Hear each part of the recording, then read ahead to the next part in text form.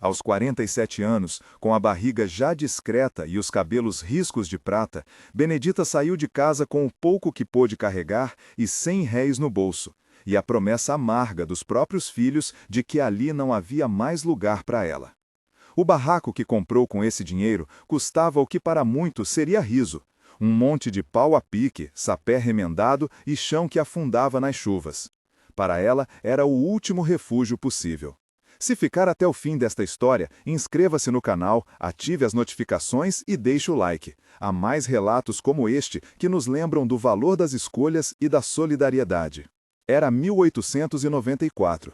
A vila onde Benedita nascera e voltara a viver depois da viuvez era um amontoado de casas baixas, uma venda de portas sempre abertas, a capelinha com sinos que rangiam mais alto nos dias de promessas e perda, e o rio de margem lamacenta onde as lavadeiras vinham esfregar roupas e contar segredos. As estradas eram trilhas de barro, que a poeira marcava nas roupas e que a chuva transformava em caminhos quase impraticáveis. O padre falava a glosa de costume. O coronel, quando aparecia em sua cocheira, fazia-se notar mais pelo cavalo que pela palavra. Ninguém ali gostava de escândalos, e a vergonha era um vento que soprava e secava reputações. Benedita tinha mãos que contavam sua vida, unhas roídas de tanto afiar correntes de trabalho, calos que se abriam por dentro quando lembrava os dias de casa cheia e de uma alegria antiga que parecia afogada em silêncio. Fora viúva desde os 31. O marido, um homem de garganta grossa e pouca fortuna, fora levado por febre que não perdoa. Ficara sozinha com filhos que, um a um, aprenderam a conjugar a própria segurança com a vergonha alheia. Ela não lhes guardava mágoa em voz alta, guardava, na língua da alma, uma paciência feita de cozido de mandioca e de rezas murmuradas. Mas, quando a notícia de que vinha outra criança foi conhecida, aquela paciência tornou-se argamassa fraca diante do preconceito. Os filhos a expulsaram não com ordens pronunciadas em grandes noites de palavrões, mas com pequenos cortes, portas que batevam mais cedo, pratos que cessavam de ser postos à mesa, comentários secos sobre honra e futuro matrimonial dos herdeiros. O fio que segurava a Benedita era fino, e ela preferiu caminhar para o barranco a esperar para ver como a família aprenderia por vergonha. Partiu com poucos trocados, decidida a não dobrar a cabeça diante de quem a rejeitara. O barraco que encontrou à venda ficava nas margens menos nobres da vila, perto de um ribeiro que perenizava o cheiro a lodo. Era conhecido entre as pessoas como o Barraco Amaldiçoado, apelido que vinha de boatos sobre casas onde coisas ruins sempre aconteciam: gado que morria, portas que rangiam sozinhas, crianças que choravam às noites sem motivo. Benedita não dava crédito para superstições. Sabia do que havia de pior no mundo: a indiferença humana. E sabia que a sorte muitas vezes se fazia ao cabo de um esforço. Comprou o terreno e a pobre construção por R$ 100, moeda que, para ela, representava mais que o preço. Era a primeira aposta que fazia por si mesma em anos. Naquela noite, a lamparina acesa fez sombras curvas nas paredes de barro. Benedita varreu com um pano gasto, ajeitou uma tábua para servir de cama e, sentada ali, ouviu o vento sussurrar pela fresta do telhado como se a própria casa respirasse. Dormiu pouco. Pensou na criança que vinha, pensou nos olhos dos filhos, pensou em como seria criar um bebê num abrigo que parecia sempre pronto a desabar. Ainda assim, havia algo que a mantinha, uma vontade de ver aquelas mãos fazerem algo que valesse a pena, menos para os outros, mais para si. O trabalho de Benedita para sobreviver foi feito de pequenas humilhações e de incansáveis esforços. Vendeu o que pôde, um anel herdado, panelas que feriam sua memória e um cobertor que cheirava ao marido. Lavou roupas alheias até a pele arder de frio, remendou redes na praça por alguns réis e aceitou ofertas que mal pagavam a janta. Nos mercados, os trocadores viravam a cara quando ela, com a bolsa vazia, pedira crédito. A vida lhe ensinou a contar as moedas com olhos de quem cometeu um pecado. Ninguém deveria depender da generosidade dos vizinhos mais que o justo. Foi numa manhã de chuva miúda que Benedita escutou um soluço preso entre a palha e as tábuas vizinhas. Ao abrir a porta, encontrou Rosa sentada no alpendre do barraco contíguo, a expressão sulcada de medo e as roupas amarrotadas. Rosa tinha chegado à vila meses antes, trazida pelo rumor, Uma mulher batida pelo próprio lar, cuja história se aconchegara nos cantos escuros dos que sussurravam. Ela era mais jovem que Benedita por pouco, mas o rosto trazia marcas que o tempo havia gravado com mais dureza. Uma sobrancelha quase ausente, um cabelo que não recebera a paz de tesoura há muito. Não se tratou de conversa grande, eram 2 gestos que arrumavam um universo. Benedita ofereceu uma tigela de caldo, Rosa segurou a tigela com solene gratidão. A tomada das mãos foi o primeiro acordo silencioso. O barraco que Benedita comprara, aos poucos deixou de ser apenas abrigo para se tornar mesa comum. Rosa costurava, varria, colocava um pouco de riso nas partidas de hora a hora. A própria vila, desconfiada, foi se acostumando com a nova ordem. 2 mulheres a quem a comunidade queria empurrar para além do ombro encontraram uma maneira discreta de reerguer o que lhes restava. Foi durante uma noite em que o vento soprava mais forte que Benedita resolveu cavar sobre o chão do barraco. Havia no gesto mais que curiosidade, havia memória de que a terra às vezes guarda ossos de histórias e que o homem que enterra sempre deixa algo por conta do incerto. Ela empunhou a pá, não sem cuidado, ouvindo o som abafado do metal na terra úmida. O trabalho foi lento, o solo trazia raízes e teias, e a lamparina à beira formava um círculo de luz onde o resto parecia sucumbir. Quando a pá bateu no que não era apenas pedras, Benedita sentiu um som oco. O coração subiu à garganta. Desenterrou uma caixa, não grande, de madeira escura com ferragens corroídas e um cheiro que misturava mofo e remédio antigo. Dentro, enrolados em pano, havia moedas de metal que tilintavam com um som que lembrava chuva pronta. Havia um pedaço de tecido bordado, havia também um pequeno bilhete, papel amarelado, com letras apertadas que falavam de um nome e de promessas. Nada que se aproximasse de tesouros de conto, nada que resolvesse todos os problemas. Ainda assim, para Benedita, aquelas moedas eram o sinal de que a terra, às vezes, devolvia alguma dignidade. A descoberta suscitou dilemas. Era aquele dinheiro de alguém? Deveria procurar a família que talvez tivesse enterrado? Ou era da própria casa, legado esquecido de um antigo morador? Benedita, com prudência, guardou algumas moedinhas para alimentos e remendos. Outras, combinou com Rosa, seriam economizadas para um objetivo maior, fazer do barraco uma casa que não envergonhasse filhos ou vizinhos. A caixa, porém, trazia algo mais que metal. Trazia um relicário de histórias. O bilhete, ao ser lido à luz da lamparina, contou de uma mulher que, anos antes, perdera um filho no rio e enterrara lá um pouco do que tinha. Essas linhas curtas deram rosto ao que fora achado, nem riqueza plena, nem maldição, apenas restos de vida que pediam um novo significado. Firmino apareceu nas semanas seguintes como um pilar prático, um homem negro de força segura, conhecido por suas costas largas e por sua honra silenciosa. Trabalhava em plantações próximas e à noite vinha consertar o telhado que chovia. Trazia consigo ferramentas emprestadas, uma paciência que não precisava de palavras e um olhar que entendia o que as mãos escondiam. Era generoso sem alarde e, diante da casa de Benedita, mostrou-se mais que um ajudante, tornou-se porto. Entre ele e Rosa surgiu uma amizade que peculiarmente lembrava costura, oração que sustenta pedaços novos de pano velho.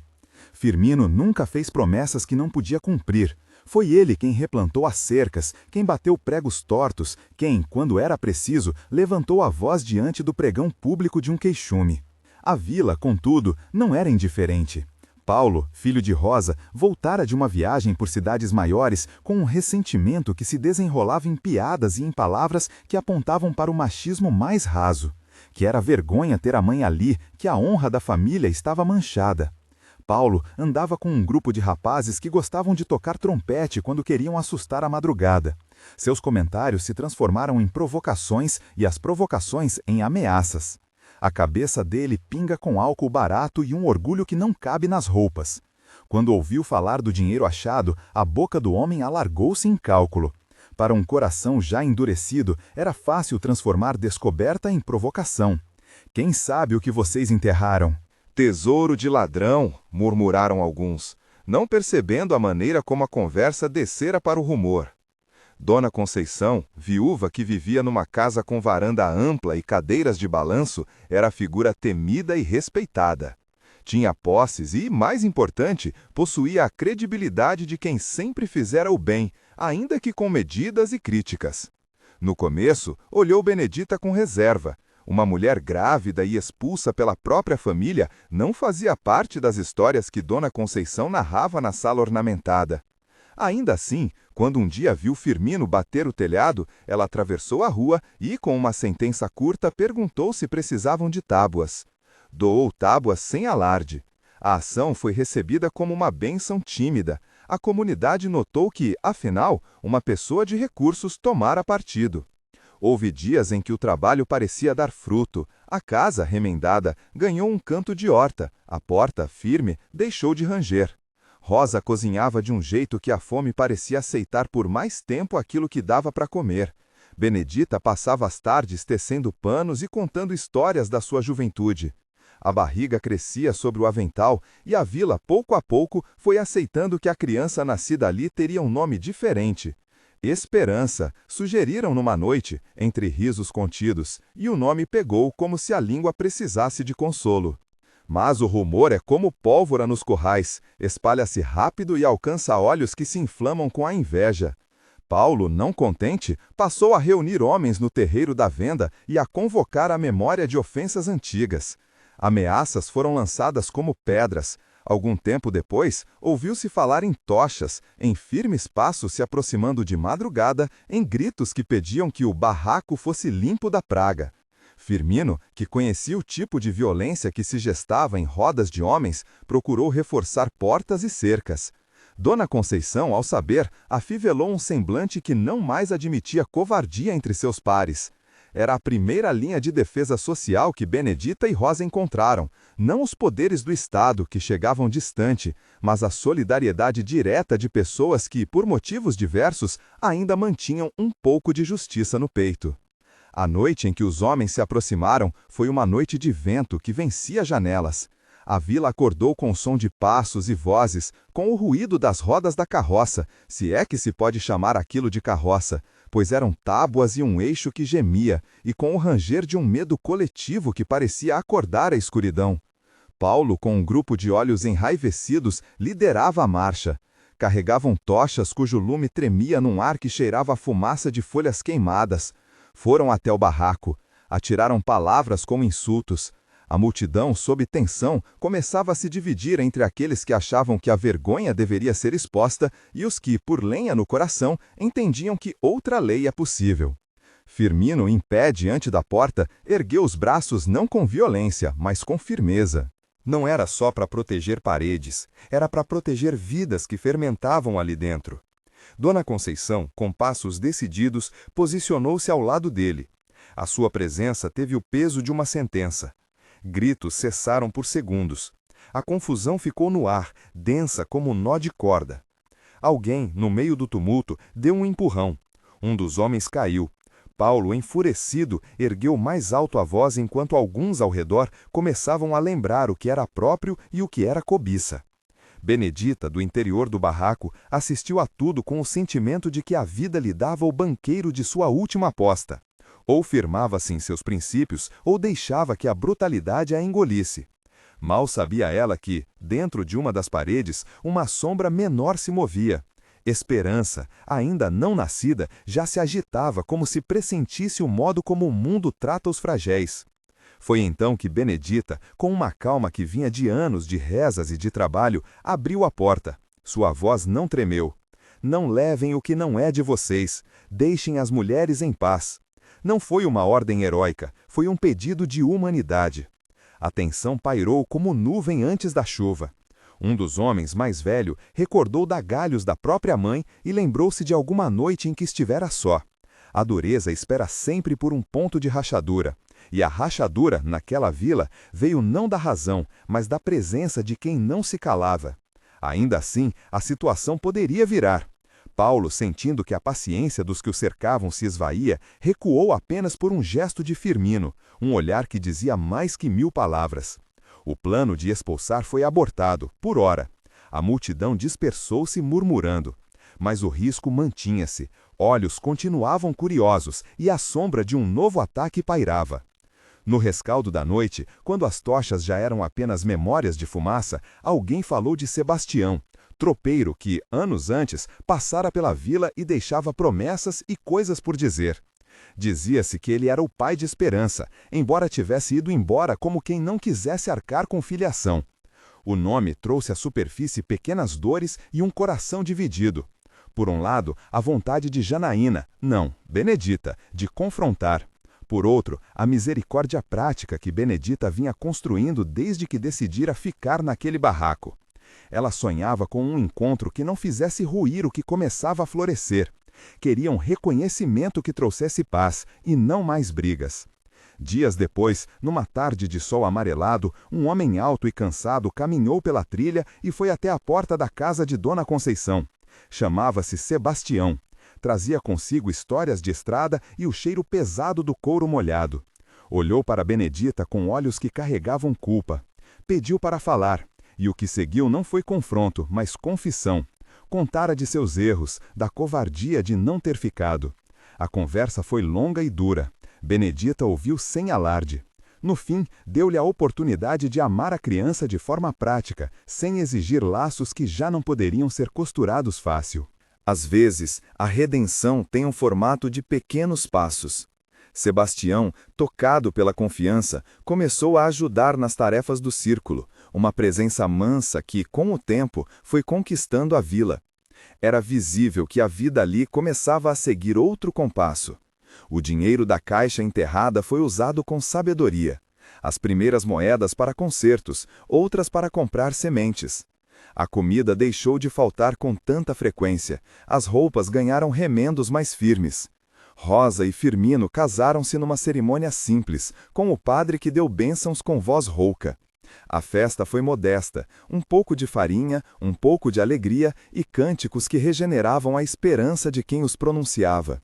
Esperança tornou-se nome e promessa, e a vila, ainda com seus criticismos, viu-se diante de uma família escolhida que se formava não por sangue, mas por cuidado. Mesmo assim, a memória do conflito não queria cair. Paulo, sentindo o socorro de Dona Conceição e a presença de Firmino, começou a planejar uma afronta maior. Queria provar que, ao expulsar, mantinha a cidade limpa. Havia um ressentimento que não cedia fácil. Benedita, porém, aprendia que coragem não é ausência de medo, e sim a persistência da vontade apesar dele.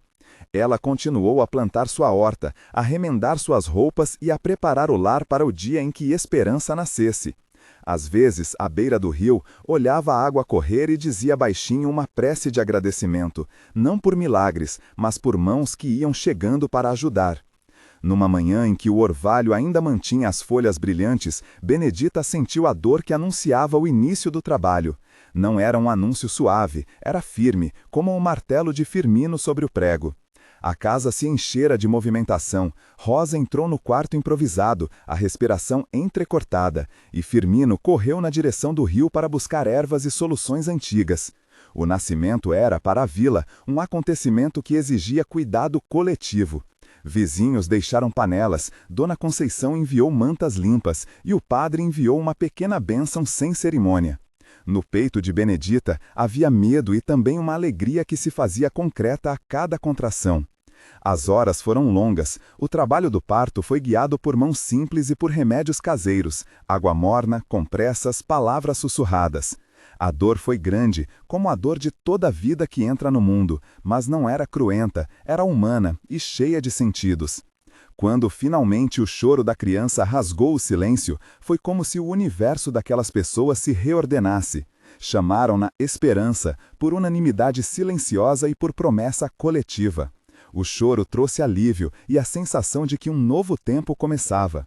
Benedita, cansada, olhou para o rostinho enrugado e sentiu algo que nunca mais seria igual, um propósito que lhe dava força para enfrentar as sombras que ainda rondavam o vilarejo. Ainda havia muito por fazer. Os olhos que antes olhavam torto amadureceram. Os que criticavam se calaram, alguns por vergonha, outros por verem a felicidade nascer ao lado da lamparina. A vida corria, lenta e firme, como o rio que nunca cessava. Mas, quando Benedita cavara naquela noite, mal poderia imaginar quanto aquele pequeno achado alteraria o futuro dela e de muitos ao redor.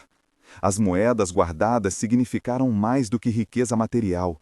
Elas compraram tábuas, sementes e respeito. A caixa enterrada havia sido o catalisador, sim, mas o que realmente transformou tudo foi a disposição de pessoas comuns em acolher, proteger e repartir. E, no entanto, a história do barraco de 100 réis ainda tinha páginas por virar. Ao lavar a roupa da manhã, Benedita sentiu algo sob a madeira da cozinha. Um retesouro esquecido, talvez, ou apenas um objeto que o tempo arrumara para ser encontrado. Ela ajoelhou-se, as mãos já calejadas, prontas para escavar de novo, e acertou a pá no sítio onde uma ferida antiga ainda pulsava. Sentiu algo duro mais uma vez, e a lamparina, pendurada na janela, lançou um feixe de luz que fez o metal brilhar. O que viria dali poderia ser mais que dinheiro, poderia ser a chave final para garantir que esperança nascesse com um futuro onde o nome se tornasse promessa cumprida. Benedita ergueu o objeto com cuidado, o coração batendo forte. Ainda não sabia o que era. A terra, no entanto, pareceu segurar a respiração junto com ela. A luz da lamparina tremeu quando Benedita apanhou o objeto. Era pequeno, pesado, de metal escurecido pelo tempo. A tampa rangia quando a unha passou pela junção. Cheirava a terra antiga e a óleo queimado. Rosa, pálida ainda por horas de parto, pousou a mão no ombro de Benedita como quem busca confirmação. Firmino, com a camisa suada colada ao peito, encostou o queixo no batente da porta e esperou. Benedita abriu a caixa com mãos que tremiam menos por idade do que por expectativa. Dentro, enrolado em um trapo de linho já amarelado, havia um objeto escuro e um pequeno envelope de papel grosso. Desenrolou o pano e revelou um anel de prata com gravação quase apagada, 2 letras entrelaçadas, e, dobrado como quem conserva segredo, um papel escrito à mão. A letra era apertada, firme, com losangos nas letras que denunciavam pressa e cuidado juntos. Benedita endireitou-se, a lamparina lançando sombras sobre a face enrugada dela, e leu em voz baixa, parando às vezes para ajeitar os olhos. Para quem encontrar, começou a carta. Se os rios e as ventanias trouxerem sua sorte aos pés desta casa, saiba que não foi por acaso. Este anel era de minha mulher, e eu o guardei quando o mundo ficou duro demais para nós. Se agora há um leite novo na casa, use-o como se usasse a própria esperança, para cobrir os dias de frio, para comprar a semente que nasce e não para voar com o vento. Deixe que nasça uma família e que o trabalho justifique o achado. Que Deus seja testemunha. Assinava um nome que Benedita reconheceu com um soluço surpreso: Antônio Barros. O nome de um homem que, em lembranças miúdas e dispersas, aparecera nos comentários ao pé do rio, figura remota que alguém sempre situara como amante de tempos difíceis. Não havia instruções de posse, nem promessas de título. Havia só uma súplica, simples e reta, para que o achado servissem aos filhos que viessem. Rosa encostou a cabeça no ombro da mãe, chorando de novo, agora por outra aflição, a aflição de saber que a sorte vinha acompanhada de testemunho. Firmino, com a mandíbula cerrada, deslizou o anel para uma palma aberta e olhou para as letras gastas. Era um anel modesto, com sinais de uso, mas não era o metal que fazia o coração bater tão forte. Era a prova de que alguém, em tempos piores, tivera piedade e um plano para quem vivia depois. Devemos agradecer, murmurou Dona Conceição, que chegara furtiva com mantas e logo se postara à porta. Não é ouro que traz dinheiro, é verdade, mas é sinal, sinal de que não estamos sozinhos. A notícia atravessou a vila como um sopro. Primeiro, o padre, que, discretamente, pegara a ponta da carta para ler a bênção que o papel trazia. Depois, as vizinhas que trouxeram café morno, e, como vinha sendo costume, a palavra correu ao fim das varas e alcançou os ouvidos de quem já não desejava bem a Benedita. Paulo ouviu numa tarde, sentado na soleira da sua casa, o rumor que fazia o mundo dos outros girar. Olhou a mão como se calculasse quanto dali poderia sobrar para ele. A inveja crescia em seu peito como líquen em rocha exposta. Não gostara de ver esperança nascer. Não tolerava que a alegria se espalhasse sem que passasse por sua autorização. Agora, ao saber do anel, sentiu a oportunidade de reaver uma autoridade que julgara perdida quando a vila vira os olhares de reprovação dirigidos não a si, mas àquela mulher que ousara ser mãe e arrumar o barraco. Naquela mesma noite, Paulo foi até a rua onde Benedita vivia. Bateu na porta como quem não pede licença. Firmino abriu. A luz da lamparina deixou as sombras dos rostos compridas. Paulo cruzou o pátio como se fosse dono de cada passo e, sem muita cerimônia, perguntou pelo anel. Ouvi dizer que acharam um anel e uma carta, disse devagar. Coisa que pode render.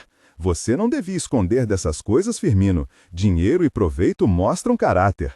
Firmino ficou em silêncio um tempo, como se cada palavra de Paulo tivesse um peso a ser medido antes de cair.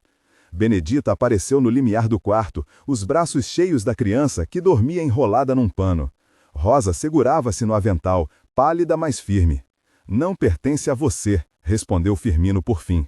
Pertence ao que o papel pediu, para cuidar das crianças e da casa, para que o trabalho valha. Paulo deu um passo adiante, modo de quem quer impor sua presença onde não é convidado. E se o trabalho valer mais nas minhas mãos? Replicou, a voz fina. Já vi outros achados que desapareceram por não terem olhos bons sobre eles. Não seria a primeira vez que se divide o ganho com quem sabe guardar. Houve naquela noite um transe de silêncio em que a vila inteira pareceu esperar um estalo. Benedita desejou recuar, desejou esconder o anel no fundo do baú, mas a memória de tanta humilhação e a vontade de dar um futuro para a esperança fizeram-na erguer a cabeça. Não, disse ela, com a voz cansada, porém firme. Não vamos dar. Este anel veio como oração, não vai virar fonte de briga. Paulo respirou fundo e saiu, batendo os calcanhares no chão. A sombra do rancor ficou no ar, densa como fumaça de fogueira. Na manhã seguinte, porém, quando o sol ainda aquecia a relva, um grupo de vizinhos apareceu à porta de Benedita. Não eram curiosos, eram vigilantes. Havia ali rostos de gente que, nos últimos meses, vira a família crescer e decidiram que aquele canto de terra teria direito à paz. Dona Conceição liderava, com o padre ao lado, e uma longa conversa se iniciou em voz baixa. O padre sugeriu que o anel fosse guardado em local seguro, até que se decidisse o melhor uso. Não como posse, mas como símbolo a zelar. Dona Conceição, sempre prática e com uma autoridade que vinha de anos de trabalho e de cumplicidade com a vila, propôs que o grupo fizesse uma pequena comissão para decidir, em nome da comunidade, como aplicar a ajuda que o achado representava. Era como se formasse um pequeno nó de proteção ao redor de Benedita e de Esperaça. Paulo ouviu sobre a reunião e decidiu que não esperaria por deliberações coletivas. Naquela noite, voltou, bateu novamente, desta vez com menos cordialidade. Firmino já o esperava, a respiração firme. Paulo tentou avançar e uma palavra tornou-se empurrão. As mãos apertaram as camisas, um insulto, uma ameaça. A briga começou pequena, mas a casa dali a minutos encheu de vozes. Alguns vizinhos surgiram para apartar, outros, sem alarde, puxaram Paulo para fora e o encurralaram por trás de um portão. Houve xingamento e vergonha. Paulo recuou, cuspiu no chão e jurou que aquilo não ficaria assim. Antes de partir, virou-se para Firmino com olhos cheios de promessa amarga. Você vai ver, murmurou. Não aceito perder o que é meu por direito. Vou tomar aquilo de vocês e direi que a vila consentiu. A ameaça ficou no ar, reverberando por entre as casinhas. Ninguém gostou, mas ninguém se assustou tanto quanto Paulo esperava. A vila já aprendeu que os fortes têm nome, mas a verdadeira força se constrói com mais do que punho, com testemunho, com presença e com cuidado. Firmino sentiu-se menor por um instante, desejara ser mais feroz, desejara empunhar a espada de palavra que acabasse com a injustiça. Mas olhou para Benedita e para a criança e entendeu que a melhor arma seria o trabalho, a paciência e a união. Nos dias que se seguiram, o anel ficou guardado sob o cuidado do padre, dentro de uma caixa de madeira que ficava no armário do sacristão. A comunidade fez pequenos atos de generosidade. A costureira remendou mais roupas para a casa de Benedita, o moleiro deu saco de farinha e um velho serrador prometeu consertar a porta que havia rangido por meses. O que antes parecera pequeno, agora inchava em significado. Cada gesto tanto protegia o anel quanto afirmava a pertença daquela família ao tecido da vila.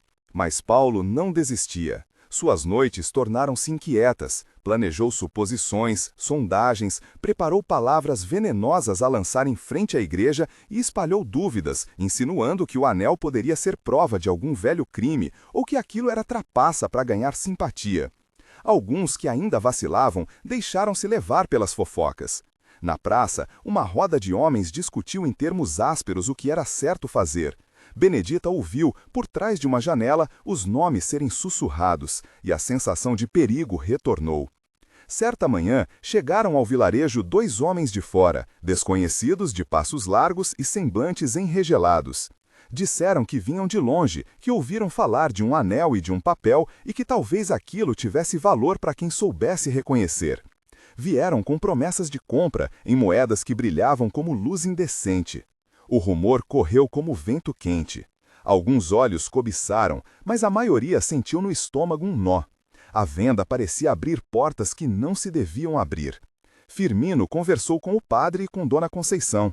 Ponderaram as ofertas. O padre recitou que coisas dadas com intenção de bênção não se deviam vender a troco de ganância. Dona Conceição disse que se alguém precisasse de ajuda, que se desse comida e semente, mas que um anel guardado para proteger uma criatura não podia virar moeda fácil. Os homens insistiram, trouxeram um papel que afirmava que eram artífices de cidade vizinha, que avaliavam peças e pagariam bem. Tinham jeito de quem estudara muitas faces e sabia persuadir. Paulo, ao ouvir que forasteiros ofereciam compra, surgiu entre a gente com passos de quem vê a porta de seu destino aberta. Deixem-me ver, disse, com voz mansa e olhos pulsando.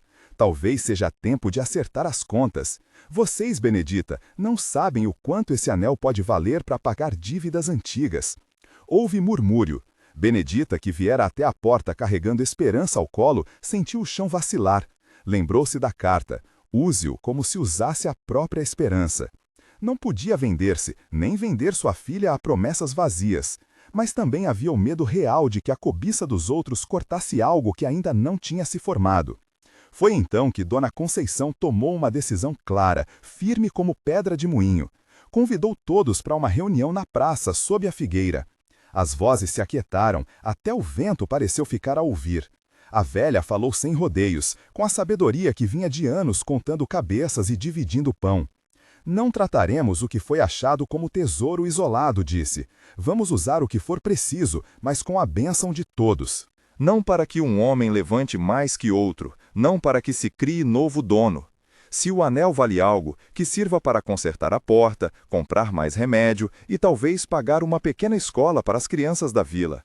Não deixaremos que volte a ser motivo de guerra. Houve concordância espalhada, e o ar do lugar pareceu menos tenso. Os homens de fora, vendo que não era assim tão fácil transformar a peça em moeda, viraram os calcanhares e foram-se embora, sem as ares de quem desistira totalmente, mas com a noção de que aquela vila não rendia tão barato. Paulo, em silêncio, observou-se rodeado de portas que se fechavam. A raiva o corroeu e o desejo de retribuição encontrou novas formas.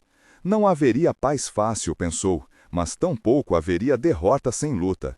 E enquanto a vila ajeitava as coisas para que a criança crescesse em volta de mãos amigas, Paulo tramava palavras e promessas que ecoariam e talvez rasgassem as despesas de quem vive com pouco.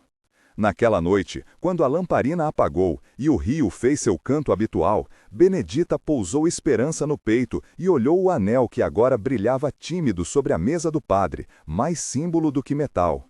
Havia medo, sim, e havia promessa também. Ao ouvir o choro baixo da criança, pensou em tudo que plantara, as hortas, os remendos, as noites de vigília. Entendeu que o objeto não mudaria sozinho o destino, mas que, aliado à fé das mãos que ajudavam, era a faísca que poderia acender algo maior. Lá fora, a vila dormia com certas vigílias. Lá dentro, Benedita adormeceu sonhando com campos verdes e uma pequena mesa de madeira onde Esperança um dia colocaria os pés e aprenderia a contar moedas e mãos dadas. No silêncio, como sempre, havia promessas e perigos ainda por provar. E enquanto a noite deslizava lenta, uma sombra percorreu as ruas e parou diante da porta do padre. Paulo, em passos cautelosos e cabeços baixos, voltara, trazendo consigo um plano que não cabia em palavras simples, um plano que tentaria, de modo sutil ou bruto, arrancar o que a vila decidira guardar.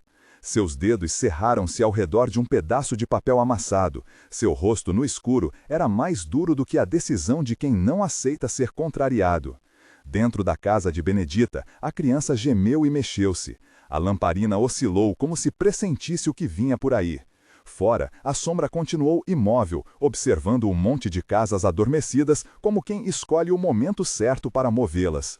E assim, o fio da paz entretido pela comunidade ficou esticado e vulnerável, prestes a ser testado de novo. O anel brilhava quieto no sacristão, e o mundo, por sua vez, parecia esperar. A sombra que ficou imóvel diante da casa do padre não era só sombra, trazia na alma um nó velho que não se desfaz. Paulo recuou até a penumbra da rua, a respiração presa, ouvindo o rumor das águas e o silêncio pesado das casas. Houve um momento, longo como uma prece, em que pensou prender tudo ali, ir e tomar o anel, partir com o metal e desaparecer na noite. Dentro da casa de Benedita, a criança gemeu e mexeu-se. A lamparina oscilou como se pressentisse o que vinha por aí. Fora, a sombra continuou imóvel, observando o monte de casas adormecidas como quem escolhe o momento certo para movê-las. E assim, o fio da paz entretido pela comunidade ficou esticado e vulnerável, prestes a ser testado de novo. O anel brilhava quieto no sacristão, e o mundo, por sua vez, parecia esperar. A sombra que ficou imóvel diante da casa do padre não era só sombra, trazia na alma um nó velho que não se desfaz. Paulo recuou até a penumbra da rua, a respiração presa, ouvindo o rumor das águas e o silêncio pesado das casas. Houve um momento, longo como uma prece, em que pensou prender tudo ali, ir e tomar o anel, partir com o metal e desaparecer na noite. Mas havia outra voz, mais dura e mais vergonhosa, que lembrava o menino que fora e a mulher que perdera, as portas que bateram na cara e a fome que ensinou certo afeto pelo ódio. Andou em círculos, encostado à parede fria da igreja, até que uma figura desceu as escadas da sacristia. Era o padre Miguel, a Bíblia apertada no peito, o rosto aberto ao mesmo tempo a cansaço e a vigilância. Ele vira muita coisa na vida, e naquela pele marcada pelo hábito havia paciência e também um juízo que sabia separar o remorso da maldade. Paulo, murmurou o padre, sem surpresa, como se visse todos os homens daquela aldeia surgirem sempre de alguma mesma dúvida. Que fazes à porta nesta hora? Paulo quase não respondeu, a garganta ardia. Mostrar fraqueza para o homem que representava a ordem seria ceder demais, mas havia algo no olhar do padre que não era acusador, e isso o irritou. Vim ver, disse, a palavra soando curta. Vim ver quanto vale o que amontoaram como ouro. O que a vila decide pertence à vila, replicou o padre, com voz firme, sem levantar o tom. Decidimos juntos, não é justo que um homem venha e tire o que não lhe pertence. Paulo sorriu de um modo amargo, que deixou o padre triste. Justiça? Ora, disse, e a justiça para quem morre de fome, para quem já não tem mais onde bater a porta. Há justiça e há roubo, respondeu Miguel, e há mãos que se estendem e mãos que quebram, não confundas. O vento arrastou mais folhas secas pela praça. Paulo encolheu-se, como se o frio o lembrasse de noites que não queria lembrar. Olhou para a janela da sacristia, onde o brilho do anel se insinuava como um farol tímido. Por instantes, algo se partiu entre ele, a necessidade, o orgulho, e o silêncio ficou cheio de possibilidades perigosas. Se não me derens nada, disse, baixando a cabeça, terei que levar do que me negarem. Miguel suspirou. Conhecia aquela dor, conhecia-a talvez tão bem quanto a própria avareza humana. Por fim falou de modo que o vento levou as palavras, pouco antes de apagá-las. Não peço que sejas santo, Paulo, peço que sejas homem. Vai, e apontou com a cabeça para a rua. Vai antes que aquilo se torne uma coisa que nem tu, nem nós queremos. Paulo não respondeu. Voltou para as sombras, com o plano ainda fértil na mente. Enquanto se afastava, jurou não ali deixá-los prosperar com o que para ele representava apenas um brilho que lembrava promessas que nunca vieram. Naquela mesma noite, sob a figueira, Dona Conceição reuniu 3 homens que eram considerados capazes e leais. Joaquim o ferreiro, Ana, que sabia curar febres com cataplasmas e rezas, e Manuel, que guardava os animais e tinha olhos de lobo. Não foi preciso grande cerimônia. Falou com firmeza. A vila guardaria vigília. Quem pudesse, tomaria turnos. Não por desconfiança, mas por prudência. Não é só pedra, disse ela, tocando a madeira do banco como se tocasse a própria raiz do lugar. É promessa, e promessa cuidada é promessa que dura. Houve murmúrio de aprovação. Alguém lembrou das visitas de homens de fora. Outros falaram de olhos estranhos vistos ao fim da trilha. Decidiu-se. Naquela mesma noite, ateariam fogo a uma panela de caldo. Fariam barulho, ocupando as ruas para que ninguém, por descuido ou intenção, ganhasse vantagem enquanto a vila dormia. Cada casa abriria sua porta, e os mais velhos se sentariam à janela. A casa do padre, por sua vez, ficaria visível, com uma vela a arder e o sino pronto a soar. Benedita, que ouvira tudo calada, sentiu o coração acelerar e a espinha afinar-se como haste de flor. Sabia pouco de sombras e de planos, mas sabia do valor que a comunidade daria à sua filha. Colocou esperança em um saco de pano e, mesmo com sono, ficou vigilante junto da porta. Não poderia explicar a estranheza que lhe apertava a garganta, a sensação de que o mundo real estaria mais frágil naquela noite. Paulo, porém, não desistiu. Ele voltou ao seu casebre, soprou sobre pequenos papéis, fez anotações apressadas em verso de vingança. A ideia de tomar o anel com astúcia lhe pareceu mais sensata do que uma ação brusca. Pensou em distrações, um falso alarme na outra ponta da aldeia talvez, ou um homem que chamasse por socorro. Sabia também que para vender a peça teria de levá-la até a cidade grande, onde olhos e mãos estranhas fariam estimativas e não se importariam com as histórias por trás do metal. Era seu plano, criar um rumor e nele infiltrar-se. Nas horas que seguiram, andou trocando palavras com alguns rapazes de outras vilas, gente que sabia de noites sem lei e trocas rápidas. Pagou o primeiro copo de vinho com uma promessa e prometeu outro com um sorriso. Mas, sob a casca do combinado, havia uma hesitação que nunca passava. Quando recordava a voz do padre dizendo "sê homem", a dureza da sua própria infância o desmanchava em culpa. Ainda assim prosseguiu. A ruína era um rebanho de pensamentos que empurravam suas decisões. Se vendesse o anel, pensava, não salvaria só o seu estômago, mas podia comprar o silêncio que durante meses lhe cobrara. A vila, porém, manteve-se vigilante. As noites de vigília, que começaram como uma medida prática, acabaram tecendo laços. Vizinhos riam baixinho, lembravam de causos antigos, trocavam receitas de sopa. Havia um calor novo na praça, e até as crianças, que deviam dormir, ficavam nilhavude sonolentos, sentindo-se parte de um trabalho comum. O anel, no entanto, continuava na sacristia, brilhando com a reserva de um segredo confiante nos cuidados que lhe eram impostos. Na madrugada seguinte, quando o sono mais pesado tomou a vila, um som leve quebrou o fôlego do mundo. Um estalo nas tábuas da sacristia, como se alguém tentasse abrir a porta com um instrumento rústico. Manuel, que fazia ronda, ergueu-se e seguiu o som, os pés firmes sobre a terra. A lua ainda não nascera. O ar cortava como lâmina e o coração dos homens batia em sincronia com o rumor. No trilho de barro, pegadas pequenas se dirigiam para a igreja. Manuel aproximou-se com a mão sobre o cabo do facão, a respiração um fio de fumaça. Quando alcançou o batente, não se pediu heroísmo, apenas presença. Abriu a porta e viu ali, recostado, um vulto que se encolhia como se tivesse medo de si mesmo. "Paulo?", chamou, a voz mais baixa do que as tábuas rangeram. "Sou eu", respondeu Paulo, sem olhar. "Não vim roubar, vim por outra coisa." Manuel o prendeu com um olhar, então aproximou-se e tocou-lhe o braço como se avaliasse uma fogueira. "Não devemos tirar nossa raiva e fazer dela o que não somos", disse Manuel com calma.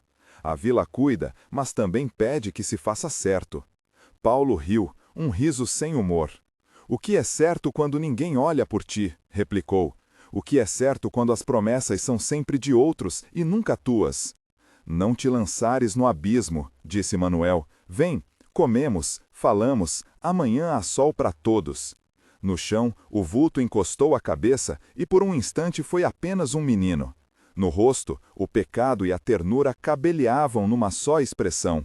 Manuel não o prendeu, ofereceu-lhe o passo de volta.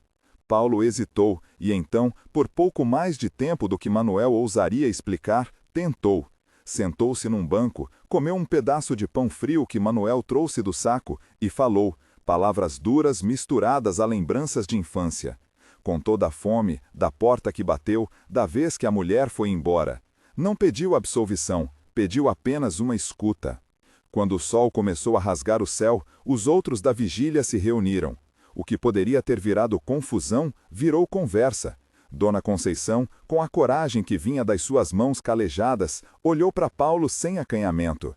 Se erraste, pede perdão, disse ela simplesmente. E se tens fome, diz. Não prometo o anel, mas prometo pão. Paulo olhou ao redor. Ele esperava pedras, insultos, não esperava entendimento. A isso respondeu com um encolher de ombros e mais silêncio do que palavras. No entanto, naquele dia, ninguém prendeu Paulo. A vila optou por dar-lhe uma chance, um trabalho, uma oferta de arar um pedaço de terra, repor uma cerca. Não era caridade cega, era forma de manter a integridade de todos. O anel permanecia onde estava, sob a guarda do padre Miguel, que o envolveu em pano e o enterrou em um baú no qual escreveu com caligrafia tremida o nome de Esperança. Mas Paulo não se extinguiu naquela aceitação. Se algo aprendera com a miséria, fora que os caminhos das pessoas são tortuosos. Partiu da conversa com um plano mais frio. Não seria um ataque aberto, nem sequer um roubo noturno. Enveredaria por artimanha, criaria um rumor de doença, para que o anel fosse movido. Inventaria um falso incêndio para dispersar a vigília. Trazia, se fosse preciso, homens de fora em carroções tarde da noite. Aqueles cuja presença intimida e cujo verbo compra medo. No entanto, enquanto Paulo juntava pensamentos num canto escuro, Benedita amamentava esperança e olhava o pai daquele filhinho também sonolento e de repente reconheceu nele, no homem que costumava rondar suas memórias, um sinal que talvez não fosse de destruição, mas de pedido. Pensou nos olhos de Conceição, no cuidado que a vila dera. Havia tanto para perder, pensou, que o medo apertou mais que a raiva. Os dias seguiram com uma calma inquieta. As rotinas do campo, as idas ao poço, as conversas junto ao forno, tudo continuou com a doçura de sempre, mas um fio à margem agitava-se. O anel, de sua caixa humilde, parecia mais um coração que batia dentro daquela casa comum. À noite, quando as vozes se aquietavam e o rumo das marés determinava o sono, havia quem vigiava de olhares e quem vigiava por palavras sussurradas ao pé da orelha dos amigos. E Paulo? Observava de longe, como quem espera a maré baixar para que pedras apareçam e sejam catapultadas. Sentia que a comunidade lhe dera uma opção, e por um instante, uma pedra no peito amenizou sua ânsia.